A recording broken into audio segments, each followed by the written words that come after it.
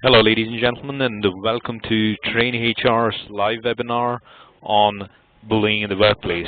My name is Michael, and I'll be your host for today's session. And on behalf of the TrainHR team, I'd like to thank you all for being part of today's webinar.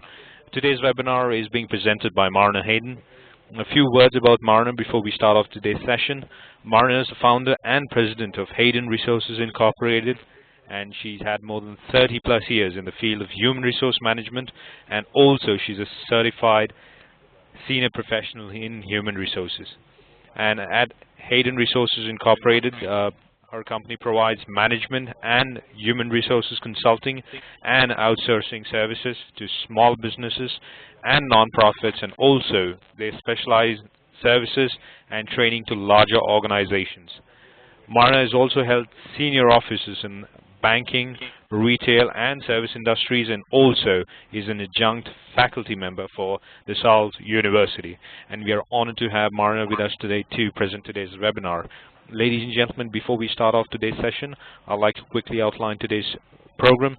This webinar is for a 60-minute duration. First, Marna will take you through today's webinar, highlighting the areas she would cover, and then share with you a presentation.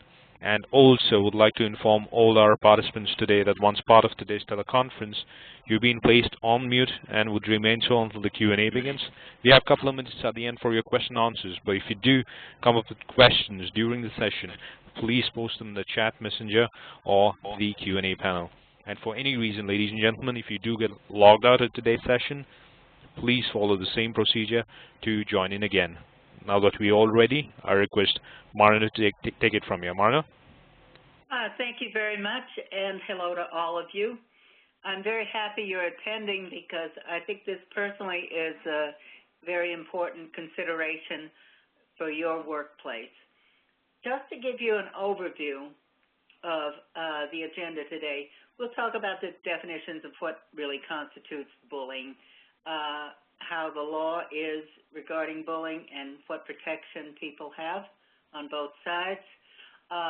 The organizational culture and practices, how important that is. Of course, I'll give you some statistics on research finding if you need to back up some of your initiatives and so forth. They are interesting as well.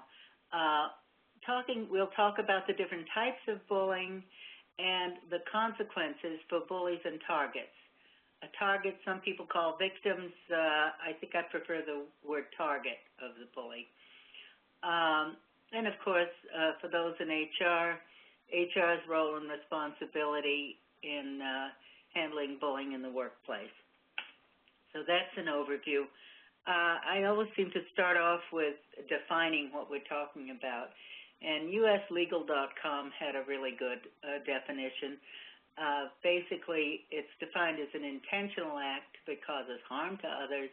It could be verbal harassment, nonverbal threats, physical assault, stalking, coercion, such as manipulation, blackmail, or extortion. Anyway, basically aggressive behavior intended to hurt, threaten, or frighten another person. And it often involves imbalance of power between the aggressor and the victim. And it occurs in a variety of contexts, such as schools, workplaces, political, and military settings. And anywhere, I guess, there's more than one person.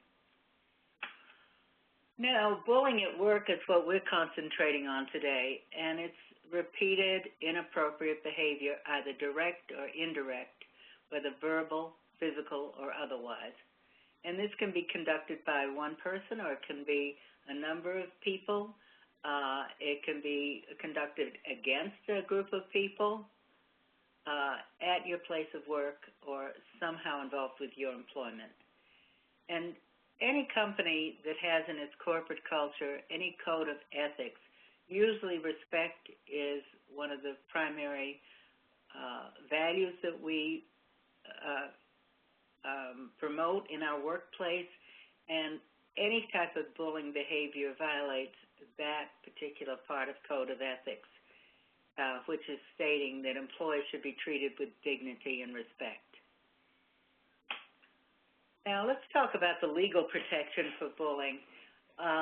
Laws governing bullying may vary from state to state, and some states may have some kind of statutes to address this behavior and include other aspects it might be in another form of legislation and so forth. But as far as workplace bullying laws, we have not had much success in passing them.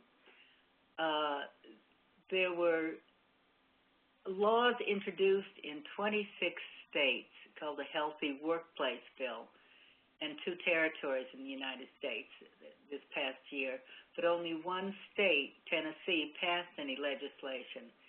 And Tennessee's law, critics say, doesn't go very far because it only applies to public sector employees, and it has other limitations as well. I did put in a comment here that bullying in schools, there have been laws against bullying in schools in 49 states. So it is happening, at least being addressed in schools, much more prevalently than evidently in the workplace. Now, critics of anti-bullying laws, and there are some, they say it's difficult to define, and a lot of employers may be afraid of any kind of frivolous lawsuit. What is bullying? I mean, if we're kidding, I mean, you know, they think that it will be very hard to define. Many suggest employers should be addressing this on a voluntary basis through having an anti-bullying policy, training people about what bullying is and what shouldn't be done, and instilling basically the culture of respect and providing some kind of internal grievance procedure if someone feels that they are being treated badly or bullied. The best defense that you can say a company can have is when a situation comes up that their policies and practices have both of them have addressed these issues, and if something does happen, that action is taken. Because you can have a policy, but if no one lives by the policy, it's worthless. But if an employer does take some action when they find out about a situation, that can be a good defense. Now, the Workplace Bullying Institute is an interesting organization. They basically were formed some years ago to study, correct, and prevent abusive conduct in the workplace. And they do surveys from time to time. With this most current survey, they said 93% of the people who responded to the survey said that they support a law to protect employees from bullying. 7% said they oppose the law. However, it's interesting that individuals will be behind changing and having a law, but it doesn't happen as far as the states go.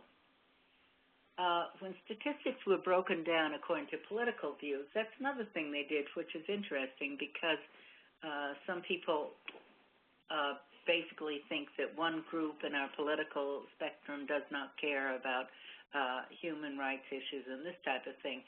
But if you could see from these, and people who considered themselves liberal, 97.2 were in favor, moderates 96.4, and conservatives 86.2. And out of these 86.2, there's a category in their survey that says strongly supports or supports. And 50% of the conservatives strongly support a law as well. So it looks like the majority of individual people would like to see some kind of protection for individuals in the workplace. Now, what stopped bullying? That was an interesting study to do because, you know, bullying happens. What does it take to stop it? Well, in 29% of the cases, the target voluntarily left. In 19%, the target was forced to leave due to working conditions, that they became so intolerable, the target left. In another 13%, the target was transferred to someone else within the company to get away from the bully. And now let's turn to the perpetrator. In 10% of these cases, the perpetrator was terminated. And in 5%, the perpetrator voluntarily quit. And in 11%, the perpetrator was counseled but kept his or her job. So if you look at the bottom line here, in 61% of the instances, the target lost his or her job. And in 15%, the perpetrator lost a job. So you could see who usually does not win out in these sessions. The target is the one that's most at risk. Other findings in the survey was 68% of executives considered a serious problem. In the same survey, they said 17% didn't even know of it or never heard of it. 15% claimed it was a non-issue.